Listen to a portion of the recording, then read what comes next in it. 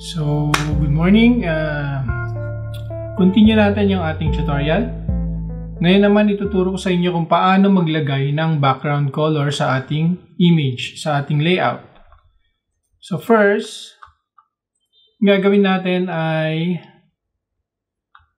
i-click natin itong background, double click. And then dito sa ating window, hanapin natin itong color overlay. So dito sa tutorial na to, ituturo ko sa inyo yung dalawang klase ng background na gagawin natin, which is yung solid color at saka yung gradient color. And then yung pangatlo, yung huling ituturo ko sa inyo dito is yung paano na tayo maglalagay ng another image sa background natin para maging mas catchy yung ating image. So una, tuturo ko sa inyo is yung solid color. So dito sa ating layout na inopen natin kanina, and then click natin tong color overlay. So naka-highlight na rin siya, blue, which is yung nakapakita sa ating background. Kung gusto niyo palitan yung kulay, click nyo lang dito, pili lang kayo, green or yellow. Example yung yellow, para magandang light yellow. Yan. So, yun. Napalitan na natin yung kulay ng ating background into yellow. Ngayon, kung gusto nyong palitan ng gradient, i-uncheck nyo uncheck natin tong color overlay. So, babalik siya sa white, which is yung dati niyang color kaninang umpisa. Ngayon, i-click naman natin tong gradient overlay. So, makikita nyo, nung click natin gradient overlay, yung ating background ay naka-gradient blue, tapos darker blue. Or parang magba-violet na siya. So, dito sa gradient, i-click nyo yung color, tapos pili lang kayo dito. So, gusto ko yung medyo orange. Click natin yung orange. Ito yung mga preset na gradient dito built-in sa Photoshop. So, pipili na lang kayo. Marami dito, so hindi nyo na kailangan mag-create pa ng bago. Dito, pipili na lang kayo. So, click natin tong orange tsaka yellow. Makikita nyo, ang ganda ng kinalabasan ng ating image. So, click OK. And then, click OK.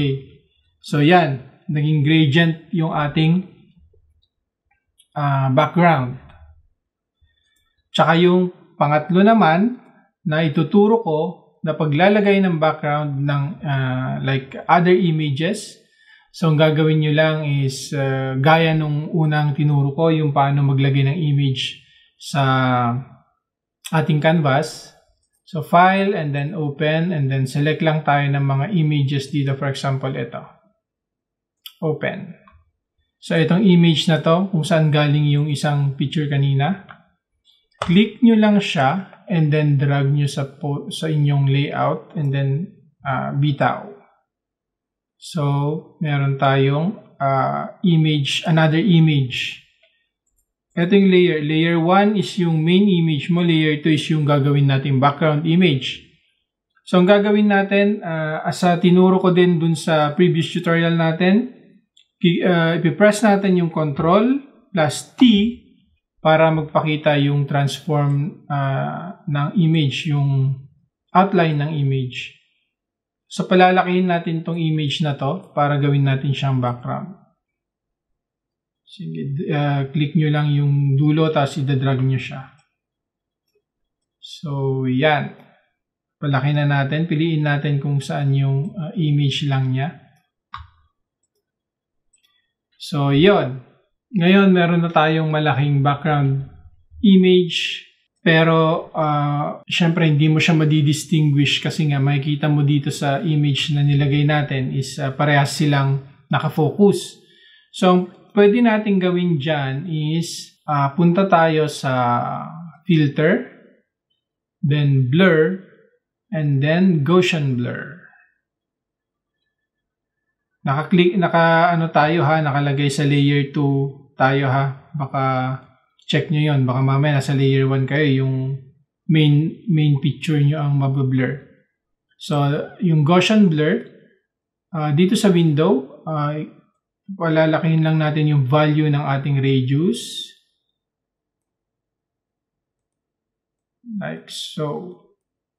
So, gawin natin siyang around 20. Then, click OK. So, ngayon, nakaseparate na yung background mo sa main picture mo.